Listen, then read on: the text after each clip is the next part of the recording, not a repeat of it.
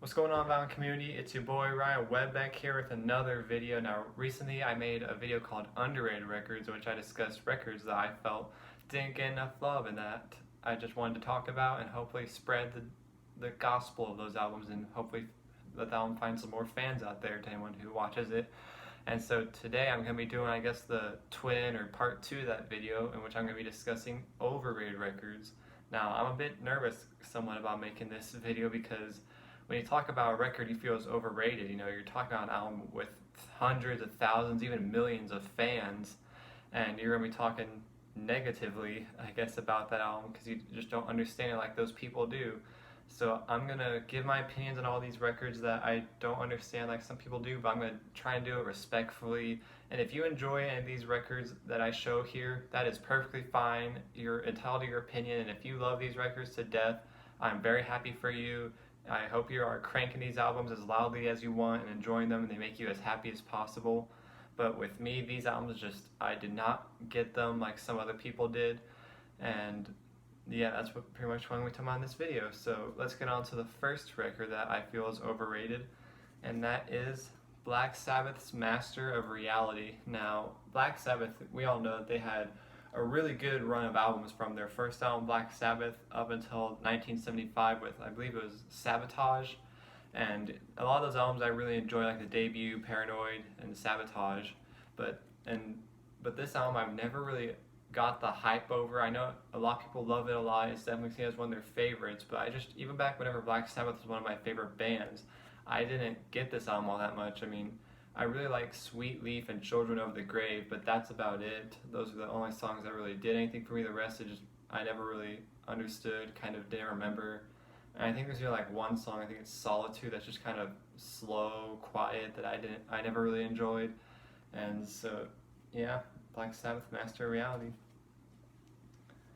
Next up, we've got an album by Phil Collins, and that is Face Value. Now, if you look at the reviews of it on the Wikipedia page, you'll see a lot of like perfect or near perfect reviews of this album, and I don't understand the hype on this album. I personally think this album is really boring. Like, the only tracks on here that I really enjoy are the big hit In the Air Tonight and the final track, the cover of the Beatles, Tomorrow Never Knows. But that's really as far as the songs on this album that I really like. The rest of it just bores me, it makes me want to fall asleep. And it's a shame because Phil Collins, like his next couple albums, Hello, I Must Be Going and No Jacket Required, I really enjoy. I think they have some great tracks on it, and that they stand a lot better than this album does, because it's just boring in my opinion. I don't get it, and yeah, not a favorite of mine. Now, next up, this is gonna be an album that is now I guess we're really getting to the controversial albums right now, or the popular ones that are controversial that I find overrated. So here it is, Led Zeppelin 4, the Untitled, Zoso, whatever you call it. I used to love this album a lot back when I started collecting records 6 years ago. This was one of my earliest purchases because I loved it a lot, but as time has gone by, I just do not enjoy it all that much anymore. I will admit, I do really love When the Levee Breaks. That one's a great song. And Misty Mountain Hop is also pretty good, but the rest to me is filled with just songs that either I'm sick of hearing or just I find filler, and so I really am not able to enjoy this album like a lot of people do. I know it's a classic, seen as one of the greatest albums of all time, one of the best-selling albums of all time, and if you asked me back when I started collecting records, I would have agreed with all the hype, but now I just cannot get behind it. I occasionally listen to it and I think it's good, but when it comes to Led Zeppelin, the only albums by them that I really enjoy are their debut and Physical Graffiti. The rest of their stuff never has had much of an impact on me, and this is no exception. Now, next up, we got another classic, Nirvana's Nevermind from 1991. Now, much like Led Zeppelin 4, back when I first started collecting vinyl, this was a record that I really enjoyed.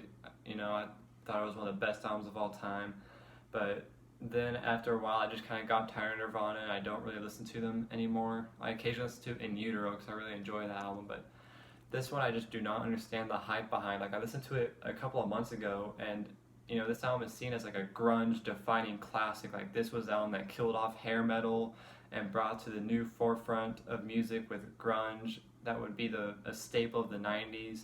But to me it didn't sound like grunge in my opinion. It just sounded like a classic rock album, on the on the same tier as Led Zeppelin or Aerosmith. Like maybe it's just because I've heard Smells Like Teen Spirit, In Bloom, Come As You Are, and Lithium side by side with a lot of classic rock tracks, but this to me just does not sound like, grunge. Like when I think of grunge, I think of Alice in Chains and Soundgarden, and even their last album, In Utero. But this album just does not do anything for me. I'm especially tired of hearing Smells Like Teen Spirit.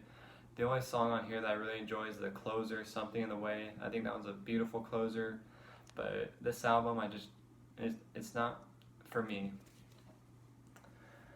Now, next up, we've got probably the biggest album on this list. Everyone knows it. Even if you haven't heard the album, you've definitely seen it on a t-shirt. You know the band and the cover, and that is Dark Side of the Moon by Pink Floyd. Now, I remember the first time I heard this album, because I've known about this album forever, like everyone has. The cover is iconic. And I heard it, I think, for the first time 5 years ago, and I absolutely hated it. I could not get through it. I think I was only able to get through, up until maybe The Great King of the Sky. I just gave up. I was like, this sucks. But I tried giving it another listen. I didn't like it. And then I gave it a couple more listens to it, and I was like, this is okay. And at the moment, I just kind of think this album is good. I don't understand why people say it's the greatest album of all time, the greatest Pink Floyd album of all time. When it comes to Pink Floyd, I would rather listen to The Wall, Animals, Wish You Were Here, Metal, The Piper of the Gates of Dawn. Even The Final Cut I'll take over this record, which The Final Cut's definitely not a fan favorite, but I prefer over The Dark Side of the Moon, honestly. When it comes to The Dark Side of the Moon, the only tracks on here that I really understand are Time, Us and Them, and then Eclipse. Those are songs that I can understand why people really enjoy them, but Speak to Me, Breathe, The Great Gig in the Sky, Brain Damage, I just don't get them. They're just kind of good in my opinion. And Money I used to really enjoy, but Radio Overplay has just kind of killed that song with me, so I can't enjoy it as much as I used to. So even though I love Pink Floyd a lot, I just have never got the hype around this album. Now for our next album, we've got Queen with A Night at the Opera. Now, this is often seen as Queen's best record, and I really disagree with that. And I think the reason why a lot of people say it's their best record is because it's got Bohemian Rhapsody on it, which, Bohemian Rhapsody, great song, it's genre defining, it's what we know Queen for, and it's probably what people 100 years from now will know Queen for. Whenever people are studying in music classes, studying Beethoven, then they'll also be studying Bohemian Rhapsody alongside of it probably. However, just because Bohemian Rhapsody is on this album does not mean it's Queen's greatest album. In fact, there are plenty of albums by Queen that I'll prefer over this one. My favorites by Queen are Queen 2, News of the World, and A Day at the Races. And this album, it's really good, but it just lacks focus. It just feels like Freddie wanted to do something, Brian wanted to do something else, John wanted to do something else, and Roger wanted to do something else. So you've got all types of different songs on it, and I will admit they do work good together, but it just, lacks the focus that a lot of other albums had, and for that reason I just don't get this album a lot, and I don't think it's one of their best, but it still is really enjoyable. Now we've got the Rolling Stones with Let It Bleed. Now, this is an album that, the Rolling Stones, they had their classic period of albums with Beggar's Banquet, this album, Sticky Fingers, and Exile on Main Street. And Sticky Fingers I actually really enjoy. It's my favorite Rolling Stones album, but this album, even for the first time I heard it, I just did not get it at all.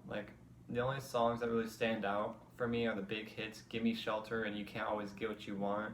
And those probably just stick out because I've heard them a million times on radio, and the rest of the songs just don't stand out for me. They don't make an impact on me. I usually forget them right after I hear them, and I've heard this album plenty of times because I've tried giving it multiple chances, but I just cannot enjoy it as much as a lot of other people do. I just think the Rolling Stones have made a lot better in their careers, and this one is just not one of their best, in my opinion. Now we've got our last record for this list, and that is The Who with Who's Next. Now there was a time where I used to not like The Who at all. The only song by them I really enjoyed for the longest time was Eminence Front. It hasn't really been until the past couple of years that I've really started appreciating some of their songs. On here you got Baba O'Reilly and Won't Get Fooled Again. And so finally a year ago, I was like, I like those two songs, so I'll give this album a chance because I found it for dirt cheap. And whenever I heard it for the first time, the only songs I really enjoyed were Baba O'Reilly and Won't Get Fooled Again. And then I've given it a lot of other chances, and so now the songs on this album that I really enjoy are, of course, Baba O'Reilly and Won't Get Fooled Again, but I also do really like This Song Is Over and Behind Blue Eyes. But other than those four songs, this album is just a lot of filler to me. It's just like it's seen as one of the greatest rock and roll albums, but I mean, it's just kind of in my opinion. It got four really good songs and the rest are just okay. I cannot understand the hype around this album, and I've heard it a good amount of times since I bought it, and still just I do not get it. Now, so those were all the records, at least in my collection, that I found were overrated. That's luckily not too many, because there are a lot of classic albums that I do really enjoy, but these are just the ones that I do not understand the hype around. And if you, like I said, if you like these albums, I'm happy for you. Keep enjoying them. Don't let the opinion of some random teenager on the internet change your opinion. Because at the end of the day, we've all got our different tastes, and we've all got our different likings, and we should learn to respect what we like and what other people dislike, because, you know, everyone's different, and it's more fun to just learn what people like and dislike and have a healthy conversation than it is to just tell people that their opinions are wrong and that they're an idiot for it.